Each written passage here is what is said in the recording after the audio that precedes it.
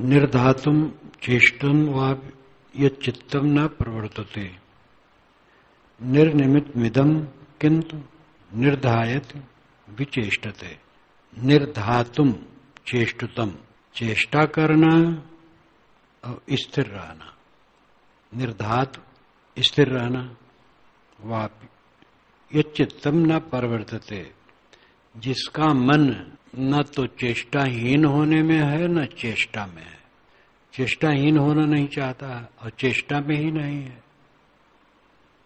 निर्निमित्त मिदम किंतु निर्धायत विचेष्टते, किंतु परंतु वह निर्निमित्त बिना हेतु ही विचेष्टते प्रयत्नमान होकर निर्धायत दृढ़ रहता है, स्थिर रहता है। रहस्यात्मक जैसे लगता है। ज्ञानी पुरुष, मुक्तात्मा पुरुष ना संकल्प शून्य होना चाहता है न संकल्प करना चाहता है, लेकिन बिना हेतु ही वह दृढ़ स्थिरता के लिए प्रयत्नमान रहता है। ये संध्या भाषा में कही हुई बात का सार ये लगता है कि ज्ञानी का आग्रह नहीं रहता, हट नहीं रहता है, पकड़ नहीं रहती है, लेकिन सब समय वो स्थिर चित रहता है। चित स्थिर करूं, कोई चेष्टा नहीं। चेष्टामान हो उसके लिए चेष्टा है ही नहीं, लेकिन सहज ही वो चेष्टाहीन होता है। तो इस संध्या भाषा में कही हुई बात, रहस्यात्मक कही हुई बात का रहस्य यही लगता है कि वह साधक को, संत को, ज्ञानी को, जीवन मुक्त को, जीवन मुक्त भी साधक ही है। जब तक जीवन है, जीवन मुक्त भी साधक है। वह सहज ही सब समय शांत रहता है। उस ढंग से उसको प्रयत्नवान होना नहीं होता है। सहज स्वाभाविक उसकी स्थिति ऐसी रहती है। ये अखंड तत्व दर्शन या वैराग जो कुछ कहो, तत्व दर्शन असलियत का निरंतर बोध, वैराग अनात्म वस्तुओं से अत्यंत विरति। इस उच्चतम स्थिति में रहने वाला साधक सहज ही शांत रहता है सब समय। लेकिन ये साधना पर ध्यान दे सब कि इसकी नकलबाजी नहीं होनी चाहिए।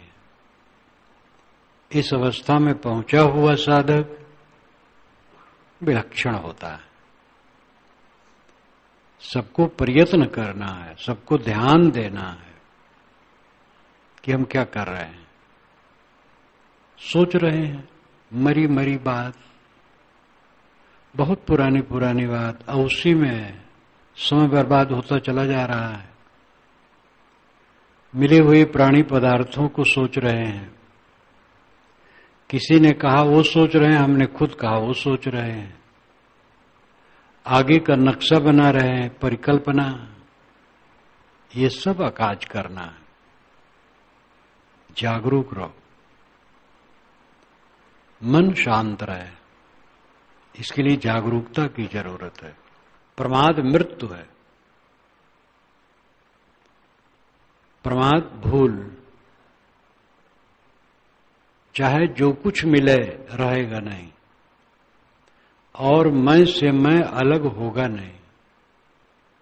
इस फाट को समझना चाहिए, अंतर को। दुनिया की गर्मी क्षणिक है और वो धोखा देने वाली। जितनी उपलब्धियां होती हैं, गर्माहट आने की संभावना होती। सुख में सूक्ष्म हंता हुई, अध्यास लक्षण जानव सोई, श्री काशी साहब ने कहा है। सुख में जो सूक्ष्म अहंकार होता है वही अध्यास का लक्षण है। सुख यानी दृश्य सुख। जो आत्म सुख है वो तो स्वभाव है, वो तो ठीक है। आत्म सुख उत्तेजक नहीं होता है, दृश्य सुख उत्तेजक होता है। आत्मा सम है, निर्विशेष है, और उस भाव का सुख निर्विशेष रहता है, उसमें उत्तेजना नहीं होती है, तो संतोष की स्थिति है। और दृश्य पदार्थों के संबंध का जो सुख होता है वो उत्तेजक होता है, और वही धोखा देता है, हमें ठग लेता है, हम भूल जाते हैं, अहंकार आ जाता है, पतन होता है। सारा दृश्य अनात्मा नित्य है, उससे हमारा संबंध नहीं है, और अपने आप से संबंध कटना नहीं है कभी। इस भाव को समझ करके अपने मन को व्यर्थ इधर उधर चंचल न करे, स्वरूप भाव में टिकाए, प्रयत्नमान रहो। इसमें जो कहा गया है कि वह प्रयत्न नहीं करता है चित्त स्थिर हो या चित्त चंचल हो, किंतु बिना हेतु ही प्रयत्नमान होकर दृढ़ स्थित रहता है। तो प्रयत्नमान होकर तो कहा विचेष्टते, विचेष्टते चेष्टा पूर्वक प्रयत्नवान होकर, निर्निमित्तमिदं किंतु निर्धायत विचेष्टते, निर्निमित्त बिना हेतु के ही विचेष्टते प्रयत्न करके निर्धायत दृढ़ स्थिर रहता है। जागरूकता सावधानी ही साधना है, निरंतर सावधान। तत्तम यथार्थमाकरण मंद प्राप्नोति मूढ़ताम अथवा यात संकोच मूढ़ कोऽपि मूढ़वत्। तत्तम यथार्थम आकरण, आकरणन सुनना, आकरणन सुनना, कर्ण कान को कहते हैं, आकरणन सुनना, आकर्ण सुनकर। तत्तम यथार्थम आकरण मंदः प्राप्नोत मूढ़ताम। जो मंद बुद्धि का है, मूढ़ है, वो यथार्थ तत्व को सुनकर भी मूढ़ता ही में रहता है। यथार्थ बोध की बात सुनता है लेकिन मूढ़ बना रहता है, धारण नहीं होता है। अथवा आत्म संकोचम, अथवा संकोच करता है, हाथ पैर बटोर करके ध्यान लगाने की ढोंग करता है कि मैं बड़ा संयमी हूं, ये दिखाना चाहता है। लेकिन अमूढ़ा को अभी मूढ़वत, को अभी कोई बिरला अमूढ़ है, ज्ञानी है, लेकिन मूढ़वत रहता है, मूर्खवत रहता है। ये भी पहली जैसी बात है। लाओ त्से और कबीर जैसी भाषा, ये सब का अभिप्राय है कि अपने को बहुत विद्वान प्रदर्शित करना और बहुत साधक प्रदर्शित करना, ये दिखावा से काम नहीं होगा। मूढ़वत रहो और अमूढ़ रहो, मूर्ख रहो। प्रदर्शित न करो कि मैं बड़ा ज्ञानी हूं और बड़ा साधक हूं। दो बात इसमें कही गई। तत्तम यथार्थमाकरणम मंद प्राप्नोत मूढ़ताम। मंद आदमी तत्व की बात सुनकर भी मूढ़ रहता है। अथवा यात संकोचम, संकोच समेटता है अपने को, दिखाता है मैं साधु हूं, साधक हूं और बहुत बड़ा साधक हूं। एक साधु रहे महंत, तो भक्तों के यहां कमरे में पड़े रहे, स्त्रियों से अपना खूब घुले मिले रहे। कहा मैं लोगों से नहीं मिलता हूं, और ज्यादा बोलता नहीं, समाधि में रहता, और स्त्रियों से सब खूब घुले मिले रहे और खूब मेवा मलाई खाते रहे, धनवानो यहां, और ढोंग दिखाएं कि मैं बहुत एकांतवासी, मौन, ऊंची स्थिति में पहुंचा हुआ हूं, और रोगों से घिरे रहे। ऐसा आदमी और क्या होगा, और रोग वाला होगा। अब ऐसे तो अपवाद स्वरूप होते हैं, लेकिन दिखावा करने वाले बहुत होते। ये तो अति रहा उनका, आचरण भी ठीक ठाक नहीं, खान पान ठीक ठाक नहीं, तो ऐसे तो अति वाले कोई होता है। लेकिन दिखावा करने वाले बहुत लोग होते हैं। ज्ञानी प्रदर्शित करना अपने को, और बहुत अंतर्मुख और साधक प्रदर्शित करना अपने को, ये दिखावा है। कन्फ्यूशियस जब लाओ त्से से मिले हैं और कुछ पूछे हैं, तो उन्होंने जो कुछ कहा है वो विशाल देव जैसी भाषा थी। दिखावा छोड़ो, अंतर को देखो, कुछ काम नहीं करेगा बाहर वाला। उसमें देवेंद्र की लंबी भूमिका में उन्होंने ये सब चित्रित किया है। लाओ त्से क्या कहते में पढ़ करके ख्याल लाया जा सकता है। बहुत लेखक दोनों में बड़ा विभेद कर डाले हैं, वो गलत है। कन्फ्यूशियस आकर के अपने शिष्यों में लाओ त्से की बड़ाई की है। वो महापुरुष, उसको कोई नहीं पकड़ सकता और फंस नहीं सकता, बहुत ऊंचा है। उनका चित्त गदगद था लाओ त्से के लिए, कन्फ्यूशियस का। कन्फ्यूशियस ने कहा कि जिन महापुरुषों का नाम लेते हो उनकी हड्डियां भी अब नहीं होगी, और दिखावा छोड़ो, अंतर्मुख हो, अपने को देखो। सारे शब्द तो नहीं समय मुझे याद है, लेकिन भाव यही है। ऐसे ये महापुरुष कह रहा है। बहुत सुने, मूर्ख बने रहे, बहुत अपने को साधक प्रदर्शित किए, लेकिन रहे मलिनता में, मनोविकार में। अमूढ़ा को अपमूढ़वत, कोई ज्ञानी मूर्खवत दिखता है और अंदर संतुष्ट रहता है, महाज्ञानी रहता है, बाहर से मूर्खवत रहता है, अपने को प्रदर्शित नहीं करता है। मैं विद्वान हूं, मैं साधक हूं, ये प्रदर्शित नहीं करता है, मूर्खवत दिखता है और अमूढ़ रहता है, ज्ञानी रहता है।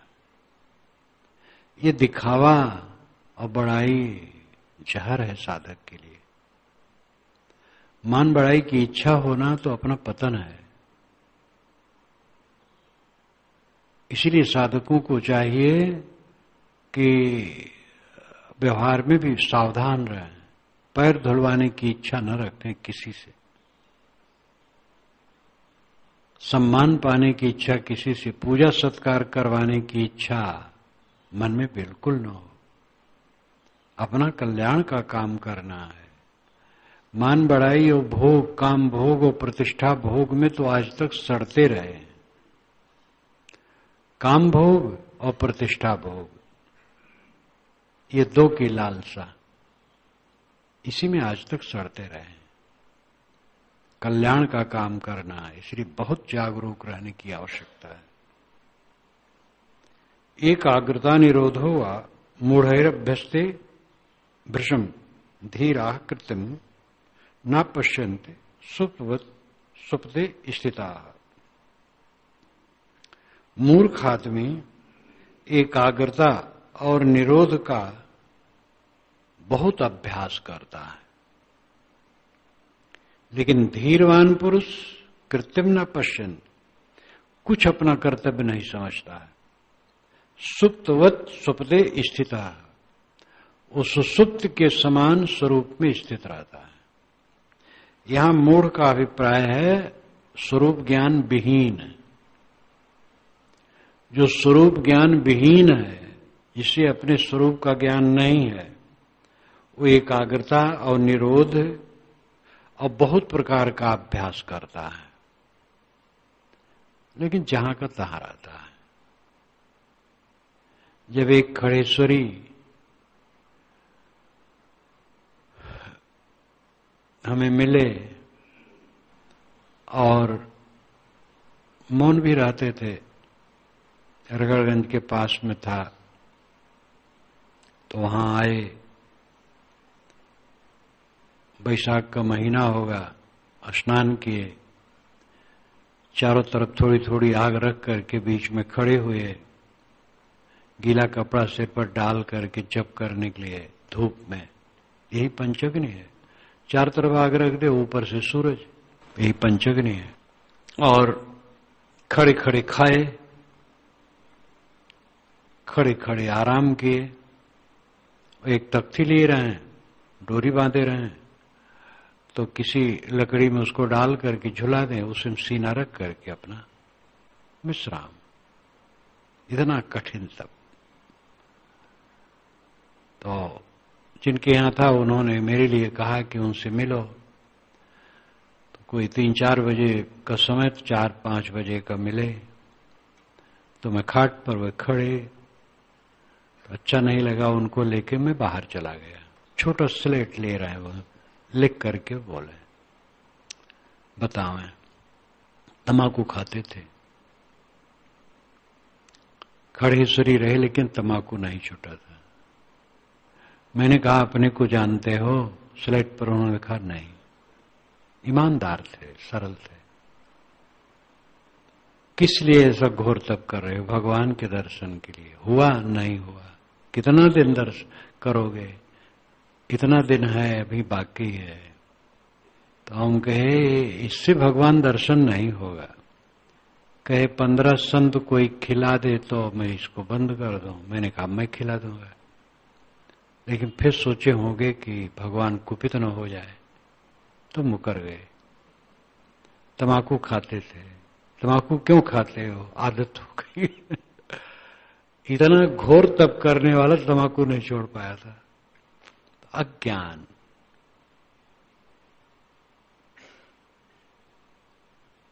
स्वरूप ज्ञान विहीन आदमी एकाग्रता निरोध का बहुत अभ्यास करता है, बहुत प्रकार की साधना करता है।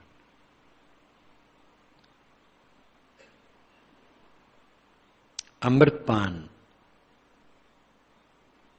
अमृतपान जीभ को निकाल कर ओठ में लगाकर, ये अमृतपान है।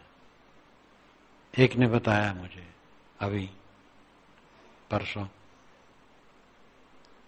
जब कहा गया बताओ क्या गुरु बताए, मैं तो आग्रह नहीं करता, तो सहज बताया।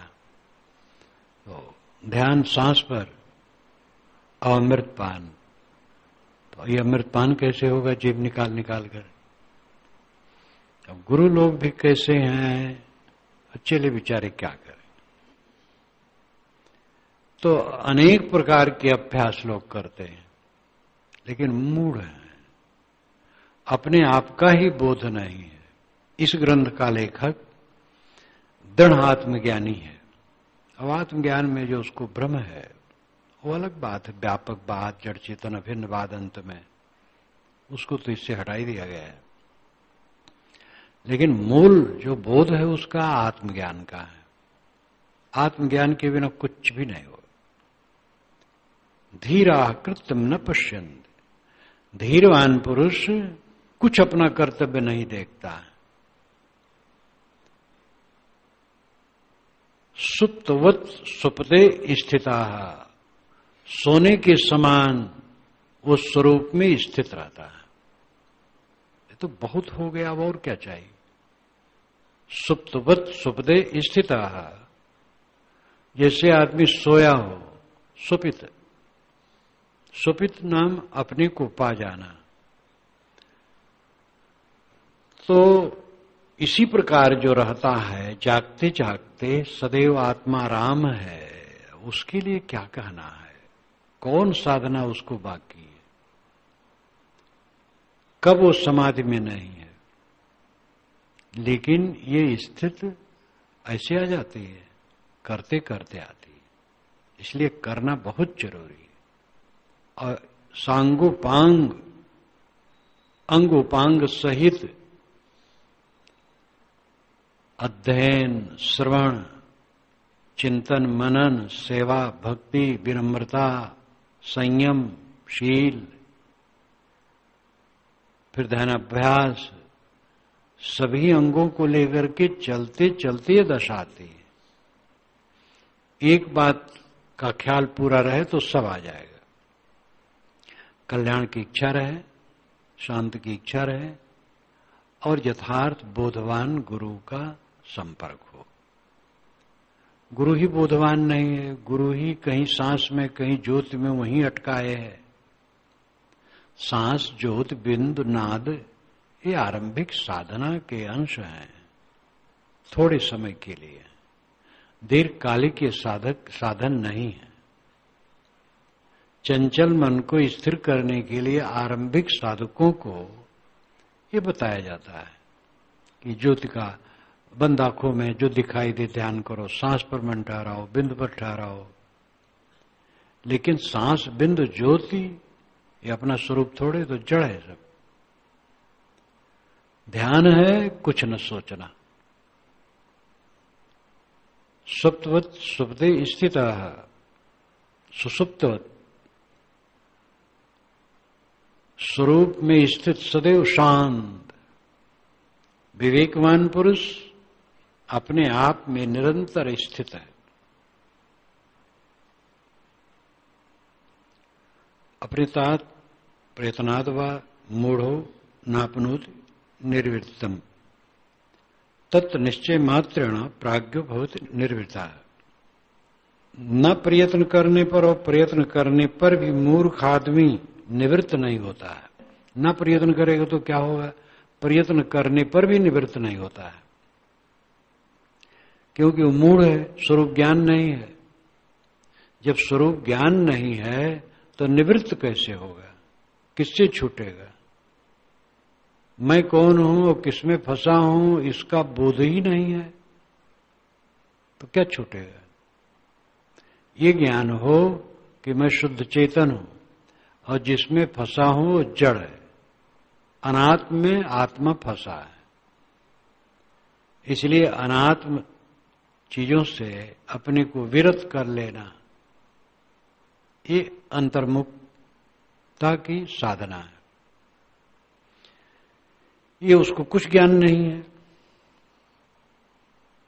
तत्व निश्चय मात्रेण प्राज्ञो भवति निर्वितः। जो प्रज्ञावान है तत्व निश्चय मात्र से निवृत्त हो जाता है। तत्व निश्चय, लेकिन तत्व निश्चय इसे मत समझ लो कि जान गए ही तत्व निश्चय है। समझ लिए मैं देह नहीं हूं, शुद्ध चेतन हूं, अंशांशी नहीं हूं, कारण कार्य नहीं हूं, असंग हूं, निराधार हूं, इतना समझ लिया तो बुद्धि में समझ लिया। ये तत्व निश्चय एक अंश में है। तत्व निश्चय का अर्थ है निरंतर वो चित्त में रहे। ये अभ्यास का फल है, बिना अभ्यास के नहीं होगा। एक बार जान लेने से काम नहीं बनेगा, निरंतर अभ्यास। तत्व निश्चय, तत्व नाम अंतिमी सत्यता, स्वरूप का निश्चय। समस्त दृश्य पदार्थों से भिन्न शुद्ध चैतन्य ज्ञान स्वरूप मैं हूं, यह भाव बना रहे निरंतर, यह तत्व निश्चय है। ये साधना का फल है। केवल श्रवण से नहीं होगा। श्रवण तो द्वार है, सुनेंगे नहीं तो फिर करेंगे क्या? संतों के पास जाएंगे नहीं तो रास्ता कैसे बनेगा? करते करते होता है। हरिजनों के टोले में संत उनके आते थे तो जिससे मैं पता पाऊं उधर घूमने के बहाने निकल जाऊं। और रास्ते में कहीं खड़ा हो जाओ, उनको देख लो, गांजा पीते हैं और कुछ करते हैं, कुछ तो कहते जरूर है, उनकी साधुओं की भाषा मीठी होती है, अच्छी अच्छी बात कहते हैं, गांजा वाजा पीते, आदत है। वहां खड़ा होकर के कुछ देख लो। बैठ नहीं सकता था, मर्यादा के चक्कर 10 लोग हाय हाय करने लगे तो खड़ा होकर देख लेता, फिर चला जाता। भंडारे जगह जगह हो तो माता से सीधा पानी मांग करके चला जाऊं, दे दो और बैठा रहूं, सुनो। वहां कुछ खाऊं पियो नहीं, कुछ लो नहीं, सुनो। कोई भजन गावे, कोई बात करे, उसी में बड़ा आनंद आवे। संतों को वेश देख करके ही पूरा अंग गदगद हो जाए। और देखता हूं वो गांजा पीते हैं, भांग पीते हैं, और मैं कुछ नहीं पीता खाता हूं। लेकिन ये नहीं हो कि ये नीच है, मैं ऊंच हूं। महात्मा है, पीते खाते हो। एक बार तो पारक का ज्ञान पूरा पक्का था मेरा, लेकिन पूजा थोड़ी चल रही थी, चंदन लगाए था, चोटी बांधे था ठीक से, और पास ही में हरिजन संत की कुटिया थी, गया। बस वो 200-400 गज की दूरी पर पश्चिम तरफ हुई सड़क पर, तो महात्मा तो थे, योग्य कविपंथी थे और बुजुर्ग थे, उनके साथ कई थे, सब बैठे थे और भांग का शरबत चला। मैंने कहा महाराज मैं नहीं पीऊंगा, नशा कुछ नहीं लेता हूं। फिर मैं कुछ पूछा तो कहे काल निरंजन से सब प्रकट हुआ, उसके पेट को फाड़ा गया। तो मैंने कहा तो पेट की सृष्टि किसने की, उस निरंजन की सृष्टि किसने की? तो वो आश्चर्यचकित हो गए। वे हमें समझे कि पंडित उंडित होंगे, और मैं पारख की भाषा बोलने लगा तो हैरान हो गए। तो आंखें फाड़ फाड़ के देखने लगे, आप किस देश से बात करते हैं? मैंने कहा देश आप स्वयं समझ लीजिए। तो उसमें जो शरबत पी रहे थे तो संतो मते मात जन रंगी, पियत पियाला प्रेम सुधा रसमत वाले सत्संग। लेकिन मैं बीजक पढ़ने लगा था। मैंने कहा महाराज ये जो साहब सत्संग की बात कहे हैं ये भांग का रस थोड़े कहे हैं, लेकिन खैर कोई बड़ी चीज नहीं, आप लोग पीते हैं तो पिए। तो ऐसे देखते सुनते तब पारखी भी मिल गए।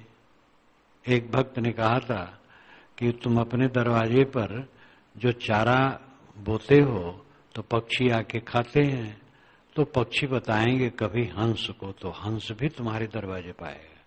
ये अलंकारिक रहा। संतों में मेरा भाव था तो धीरे धीरे पारखी संत मिल गए। एक लागे किसी की नहीं होता, न मालूम कितना कूड़ा कचरा मन में वाणी में इंद्रियों के विकार हैं। कोई एक लागे तत्व निश्चय हो जाए और बेड़ा पार हो जाए। समझ हो जाने के बाद भी तत्व निश्चय जिसे कहते हैं वो दीर्घ काल के परिश्रम का परिणाम है।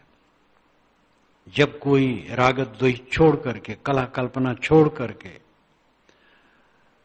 दृढ़ होकर के लगेगा और एक रस करेगा साधना, तब तत्व निश्चय दगादग बना रहेगा, वो भटकेगा नहीं, प्रमाद उसको फिर नहीं होगा।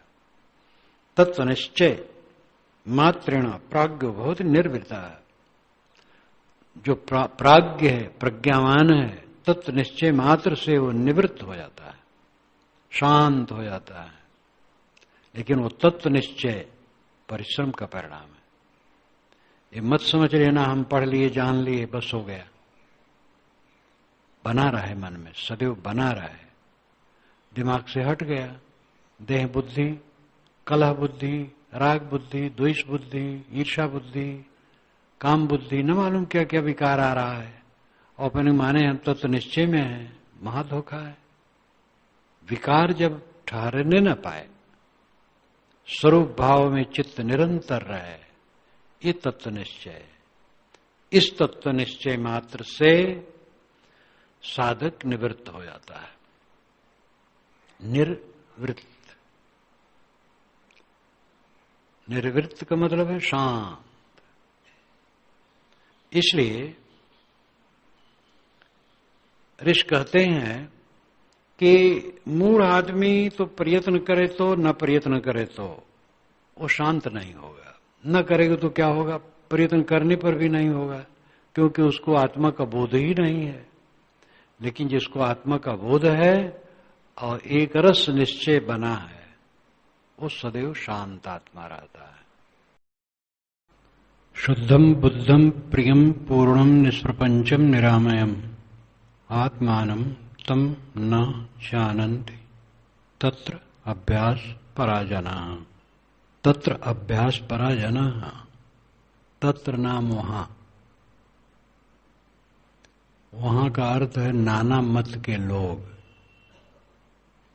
जो अभ्यास पराजनाः, अभ्यास परायण जन है, नाना मतों में अभ्यास कर रहे हैं, योग का, हवन तर्पण का, नाम जप का, अनेक प्रकार का अभ्यास कर रहे हैं।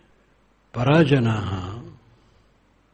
जो परायण जन हैं, अभ्यास परायण जन हैं, तत्र वहां नाना मतों में आत्मानं तम न जानन्ति, वह आत्मा को नहीं जानते हैं कि वह शुद्ध है, बुद्ध है, प्रिय है, पूर्ण है, निष्प्रपंच है, निरामय है। शुद्ध है आत्मा, उसमें कुछ मिलावट नहीं है, बुद्ध है, ज्ञान स्वरूप है, प्रियम है, क्योंकि आत्मा के समान प्रिय हो ही कुछ नहीं सकता है। चाहे जितना प्रिय हो, छूटना है। आत्मा के अलावा जो भी हो, चाहे जितना प्रिय हो, उसका छूटना पक्का है।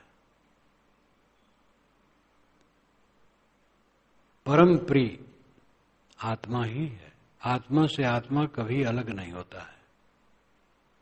पूर्णम, वो पूर्ण है। मनुष्य को अपने आप का बोध न होने से अपूर्णता का अनुभव होता है। उसको सब समय लगता है कि कुछ अभी चाहिए, और यही उसकी बड़ी भारी कमजोरी है। कुछ अभी चाहिए, गुजर के लिए तो चाहिए, और उसके लिए जपना नहीं पड़ता है। जहां रहो सेवा करते रहो, खाना पानी मिलता रहेगा। गुजर के लिए चिंता करने की आवश्यकता ही नहीं है। यह तो मन की हविस चाहिए, और ये कभी किसी की पूरी नहीं हुई, और यही चाहिए ही हमें भटकाती है। यही संसार में ला करके फिर पटकती है। शरीर छूटने के पहले संसार की वासना अवशेष है, तो शरीर छूटने के बाद फिर संसार में भटकना है। मैं पूर्ण हूं, इसका बोध लोगों को नहीं है।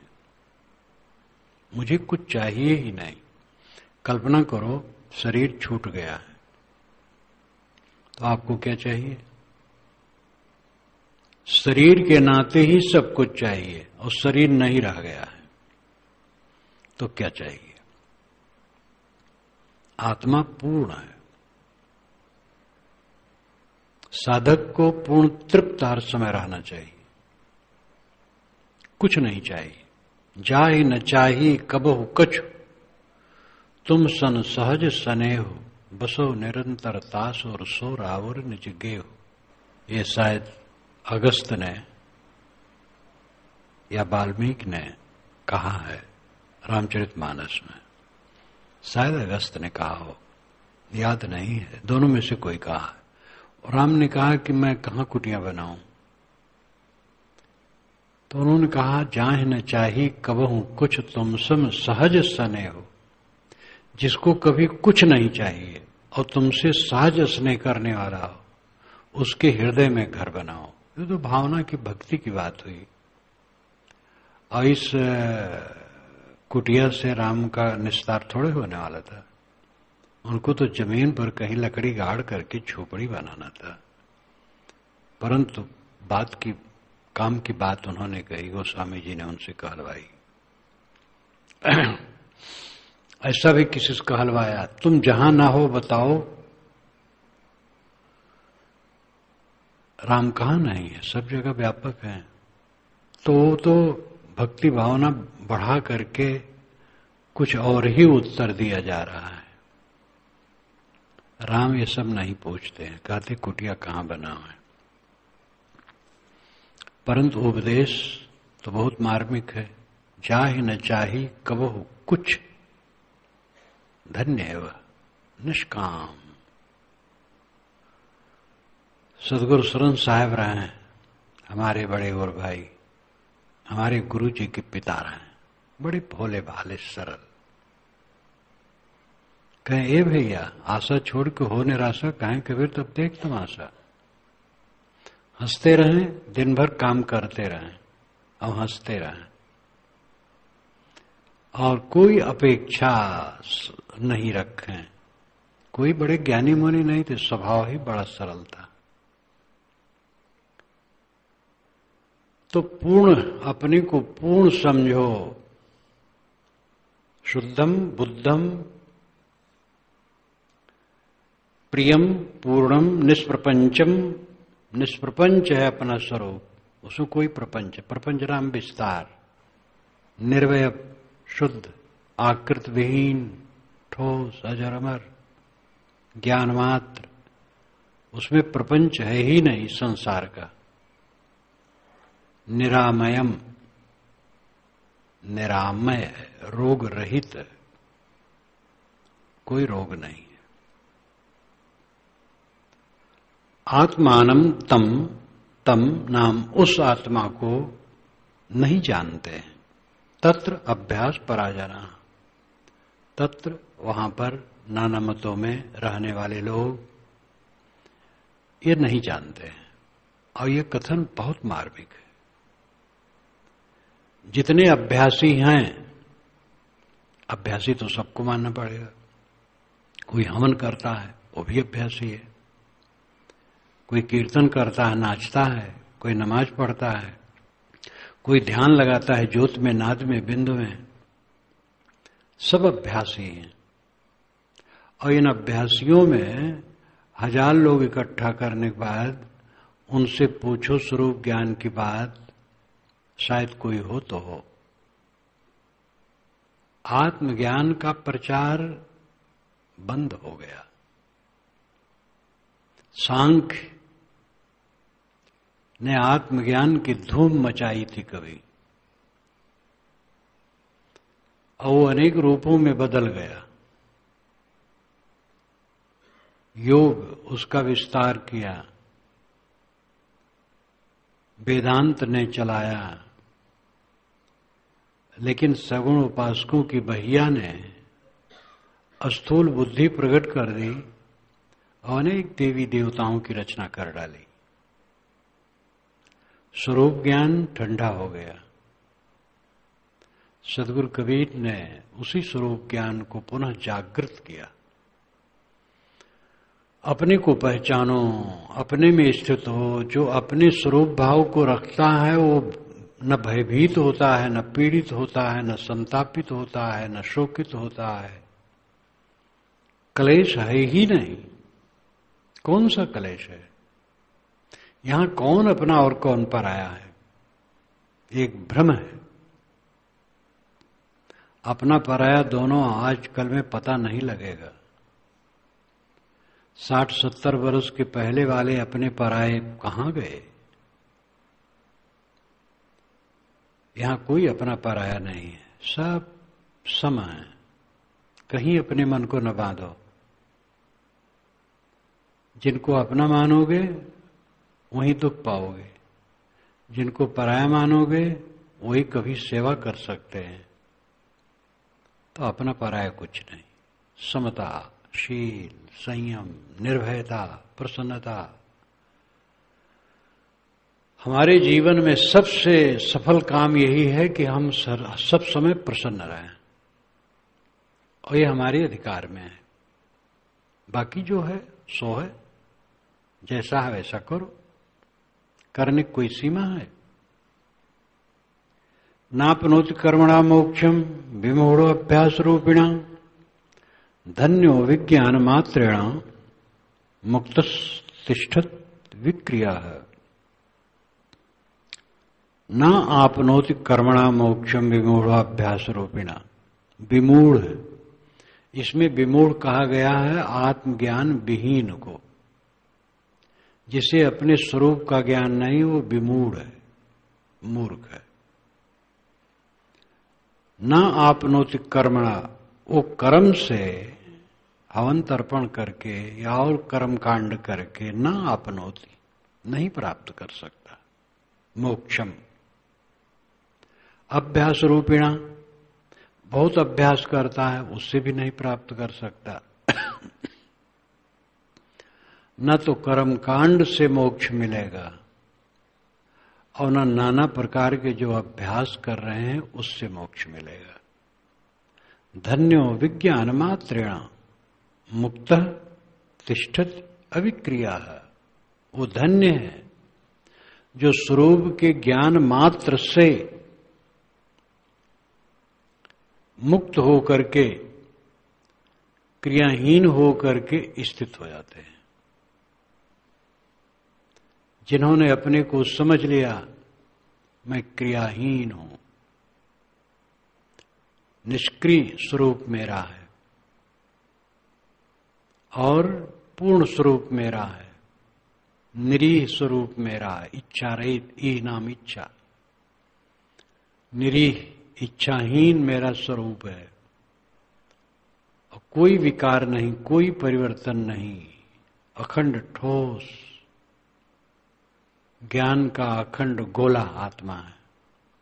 गोला का मतलब कोई लंबा चौड़ा नहीं, उसके विषय में आकार का सोचना ही भ्रम है, अद्भुत है। जो सारा आंदोलन कर रखा है वो खुद इतना सूक्ष्म है कि क्या कहा जाए। अड़ोरड़ियाम महतो महीयान आत्मस जंतोर निहतो गुहायाम तमकृतो पश्यत वीत शोको धातु प्रसादान महिमान महात्मना। ये उपनिषद में आता है। अड़ोरड़ियाम, अड़ु अड़ियाम, अणु से अणु, अत्यंत सूक्ष्म, लेकिन ज्ञान में, शक्ति में महतो महीयान, महान से महान है। सारा ज्ञान विज्ञान उसी का आंदोलन है। अड़ोरड़ियाम महतो महीयान आत्मस जंतुर निहतो गुहायाम, वह आत्मा सभी जंतुओं, देहधारियों की गुहा में बैठा है। गुहा, गुफा, हृदय, सभी की हृदय गुफा में वह परम शक्ति संपन्न आत्मा बैठा है जो आप खुद हैं।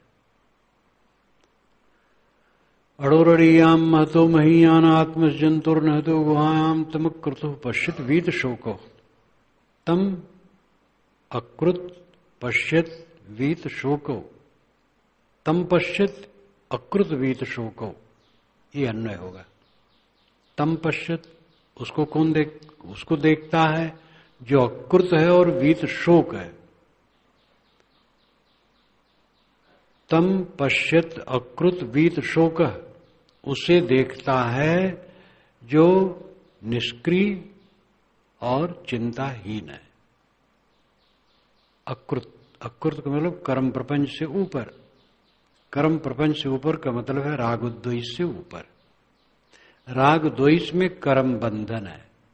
यहां कर्म का मतलब नहीं कि हाथ पैर न डुला वो अकृत है।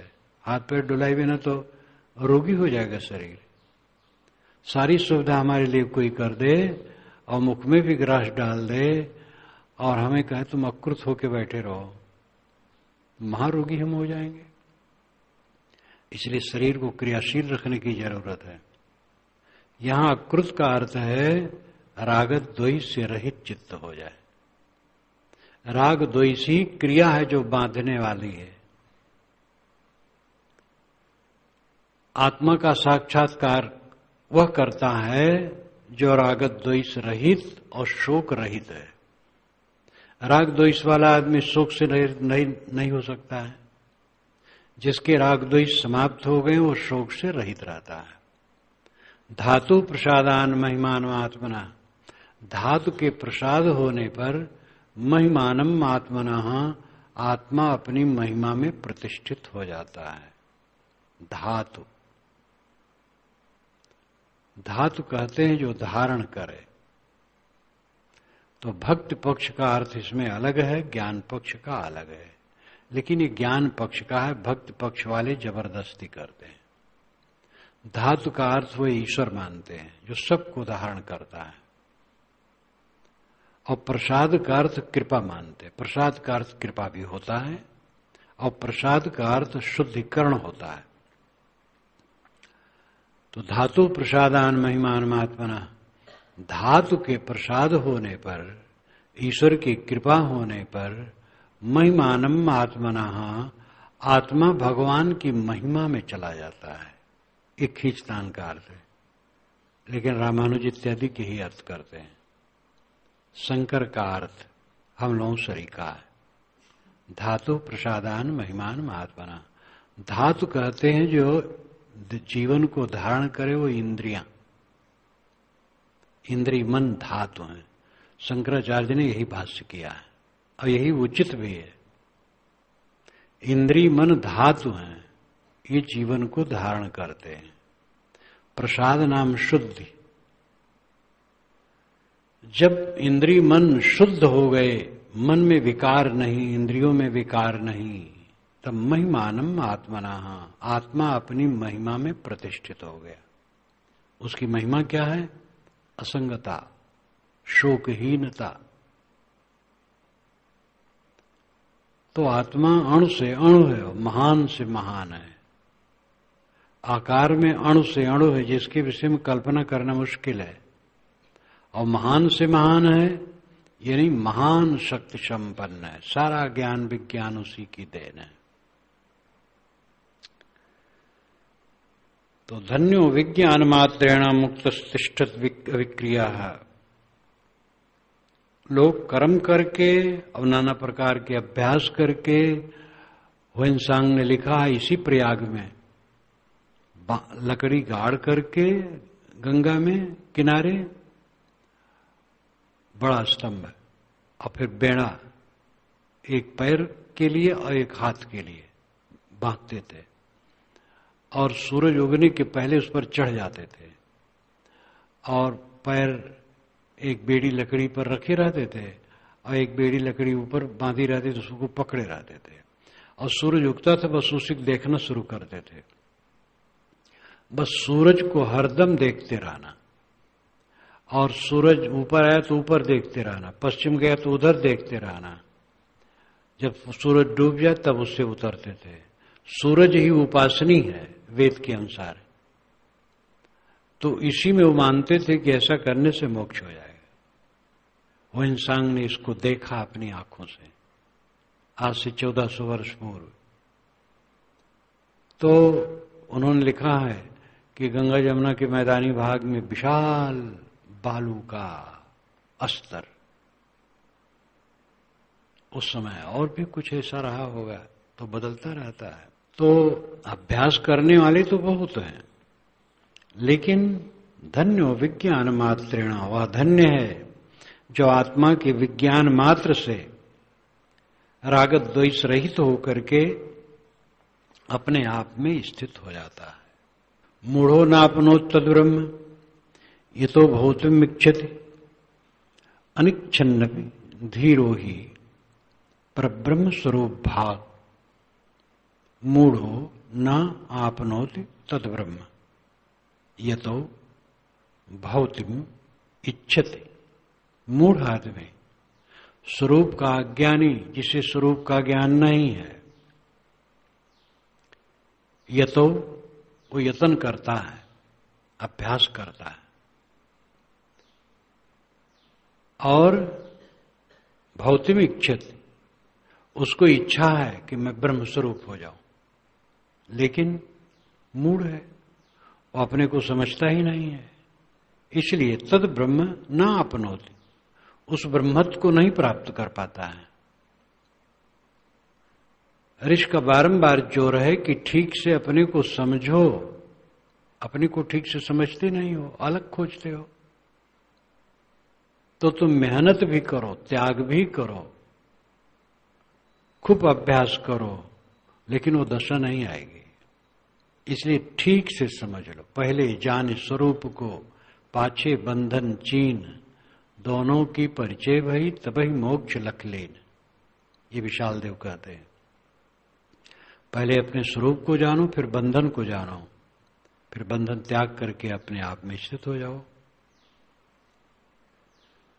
मूढ़ो नापनोत तत्ब्रह्म यतो भौतिम इच्छति, स्वरूप का अज्ञानी आदमी साधना भी करता है और इच्छा भी करता है कि मैं ऐसी स्थिति पा जाऊं, लेकिन नहीं पाता है। अनिच्छन्न धीरो ही, लेकिन एक धीरवान पुरुष जिसे स्वरूप का ज्ञान है और दुनिया के समस्त प्रपंचों और हलचलों में कभी भी विचलित नहीं होता है। ज्ञान का लक्षण है कभी विचलन न होना, कभी भयभीत न होना, पीड़ित न होना, आंदोलित न होना, ये ज्ञान का लक्षण है।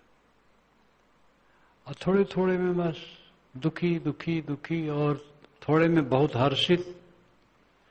चाहे जितनी उपलब्धियां हों और चाहे जितना घाटा हो, ना अपना लाभ है ना हानि है। लाभ तो यही जो हम क्षोभित हो जाते हैं, हानि तो यही जो हम क्षोभित हो जाते हैं, और लाभ है क्षोभ न होना। अनिच्छन्न धीरो ही, धीरवान पुरुष अविचल स्थित वाला बिना इच्छा के ही परब्रह्म स्वरूप भाग, परब्रह्म स्वरूप हो जाता है ही। समझ लिया, निमग्न हो गया अपने आप में।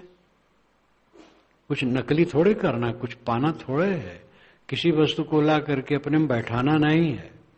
मैं स्वयं वह हूं, समझ लें और सबसे निष्काम हो जाए और निर्माण हो जाए, बस बेड़ा पार। निराधाराग्रह व्यग्रा मूढ़ा संसार पोषका, एतस्सानर्थ मूल से मूलच्छेद कृतो बुधई। निराधार आग्रह व्यग्रा मूढ़ा संसार पोषका, मूढ़ निस्वरूप का अज्ञानी संसार का पोषक होता है। संसार का पोषक अभिप्राय राग द्वेष का पोषक। यहां संसार है राग द्वेष,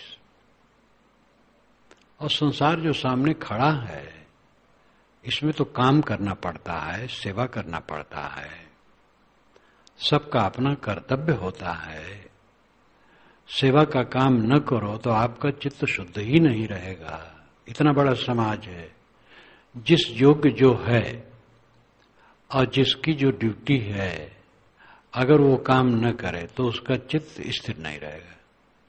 जैसे भंडारी है, और भंडारी का काम वो अच्छा न करे, असावधानी करे, देर से उसमें जाए तो कच्चा पक्का बना के धर दे, आदर से परोसना न करे, तो उसी का मन खराब होगा। झाड़ू लगाने वाला है, न लगावे, या लगाया तो असावधानी से छोड़ कर, तो उसी का मन खराब होगा। जो जिस योग्य है और जिस समय जिसकी जो ड्यूटी है, जो कर्तव्य है, वो न करे तो उसे शांति नहीं मिलेगी। तो व्यवहार तो अपनी जगह पर है, व्यवहार तो सबको करना है, लेकिन राग द्वेष मन में रखना, मन को खराब करना, ये गलत है। संसार पोषक, संसार का पोषण करने वाला, यहां संसार है राग द्वेष। राग द्वेष का पोषण करने वाला निराधार आग्रह विग्रह मूढ़ा, वो मूढ़ निराधार ही आग्रह पकड़ करके व्यग्र है, बिना जरूरत बात सोच करके दुखी है। जिस समय तुम दुखी होते हो तो लगता है कि हमारा दुख साधार है, क्या करें, जब ऐसा है तो क्यों न दुखी हूं। लेकिन कुछ दिन के बाद खुद पता लगेगा कि व्यर्थ ही दुखी होते थे, दुखी होने की जरूरत नहीं थी, सेवा करना चाहिए बस। कुछ दिन बीतने के बाद तब पता लगता है कि हम कितने धोखे में थे। और अगर वर्तमान में ही कोई समझ ले फिर तो क्या पूछना है। खंभा में टकरा करके हटे समझदारी नहीं है, पहले खंभा देख लिए और हट गए। इसलिए विवेकवान पहले ही संभाल लेते हैं अपने को। निराधार आग्रह विग्रह, बहुत बढ़िया वचन है। निराधार आग्रह विग्रह ये समस्त पद है। निराधार आग्रह विग्रह, 3 पद मिला करके।